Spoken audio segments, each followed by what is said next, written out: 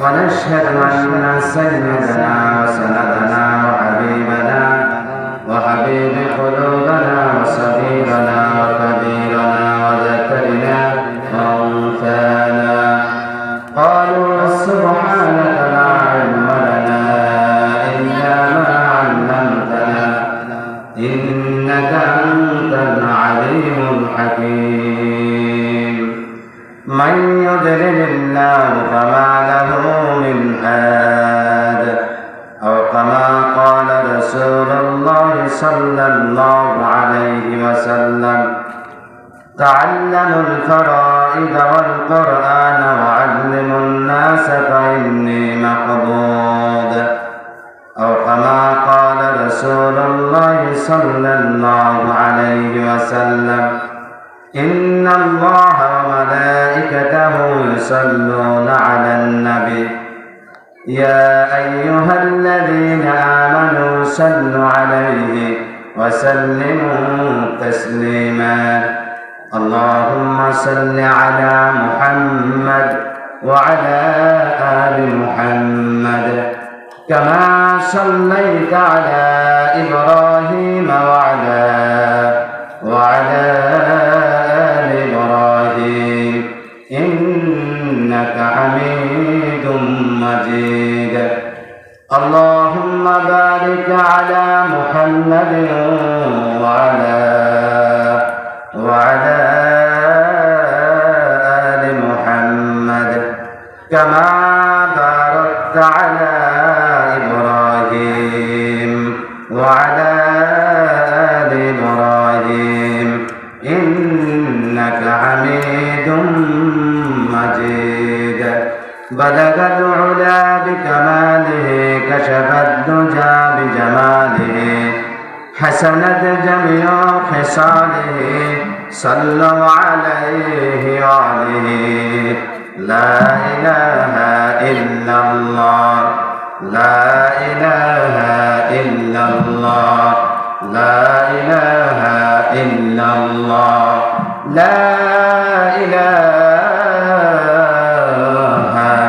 إلا الله محمد رسول الله صلى الله عليه وسلم آئے توئی حاجت روائے درجہ آئے توئی حاجت روائے درجہ तेरे दर को छोड़ कर जाओ कहाँ तेरे दर को छोड़ कर जाओ कहाँ আলহামদুলিল্লাহ সময় খুবই সংকীর্ণ আমি মাগরিবের আগ মুহূর্তে আলোচনা করতেছিলাম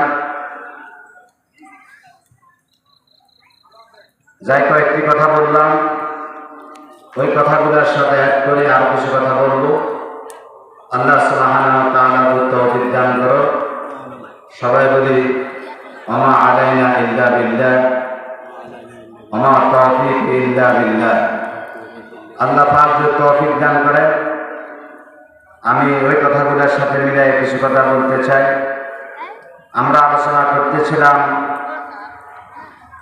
আলেম ওলামা নিয়ে আলেম ওলামাদের মর্যাদা আল্লাহ সুবহানাহু ওয়া তাআলা এই পৃথিবীর জমিনে কতটুকু রেখেছেন পরকালেও আল্লাহ পাক পার্সোনালি ওলামায়ে কেরামদেরকে আল্লাহ পাক কতটুকু সম্মান করবে এই কথাগুলো আমরা আলোচনা করতেছিলাম তা আমি যেটা বলতে চাই সেটা হলো পৃথিবীর জমিনে সমস্ত মানুষই আল্লাহর সৃষ্টি সমস্ত মানুষ কার সৃষ্টি আল্লাহর সৃষ্টি হিন্দু খ্রিস্টান ইহুদি নাসারা বৌদ্ধ যত জাতি আছে সব জাতি কার সৃষ্টি আল্লাহর সৃষ্টি মুসলমান আল্লাহর সৃষ্টি সমস্ত পক্ষান্তরে 18,000 মাখলুকাত সমস্ত মাখলুকাতের সৃষ্টি যিনি একজন তার নাম হলো আল্লাহ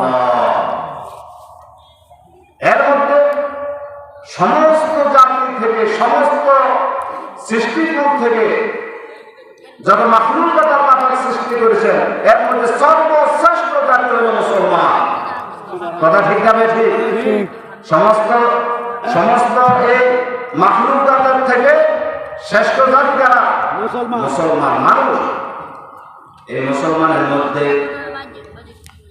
মুসলমানের মধ্যে আবার সর্বশ্রেষ্ঠ হলো উলামায়ে কেরাম। সুবহানাল্লাহ। এই উলামায়ে কেরামের মর্যাদা এই ফাঁসা গন্দা দুনিয়ার মধ্যে তুমি বুঝবে না। উলামায়ে কেরামের মর্যাদা বুঝতে হলে পরকালে যেতে হবে, হাসর ময়দানে দাঁড়াতে হবে। 50,000 সানা 50,000 বছর মাঝে হাসর ময়দান হবে। সূর্যের এক বিঘা অথবা 1 হাত উপরে যেদিন হাসর ময়দানে সূর্যটা থাকবে, ওই সময় বুঝবো উলামায়ে কেরামের কত মর্যাদা। সুবহানাল্লাহ। আছো তুমি ফসা দেশে বাস করো, ফসা দুনিয়ার মধ্যে থাকো।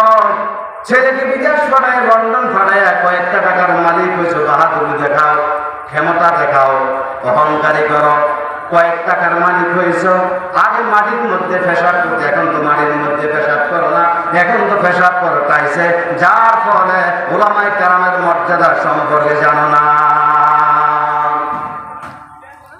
তুমি মনে করো মিয়া সাহেব কত টাকা বেতনের চাকরি করো, আর আমরা কত টাকা মাসে ইনকাম করি। বেটা চাকরি বাকরি করে কুমিল্লা একটা ফ্ল্যাট নেওয়ার ক্ষমতা তোমার হবে না। কথা ঠিক, আমরা ফ্ল্যাট নেই না, আল্লাহর জান্নাত বুঝিয়া নে। সুবহানাল্লাহ। ওলামায়ে কেরাম কি বুঝিয়া নে? জান্নাত বুঝিয়া নে। মিয়া সাহেব কথা ঠিক, কুমিল্লাতে ফ্ল্যাট দেওয়া যাবে না, ঢাকা শহরে ফ্ল্যাট দেওয়া যাবে না, কথা ঠিক। কিন্তু উলামায়ে কেরাম রব্বুল আলামিনকে রাজি করতে করতে এত আগে এগিয়ে গিয়েছেন। উলামায়ে কেরাম আল্লাহ থেকে আল্লাহর জান্নাত বুঝে নেয়। তুমি এখন বুঝবা না।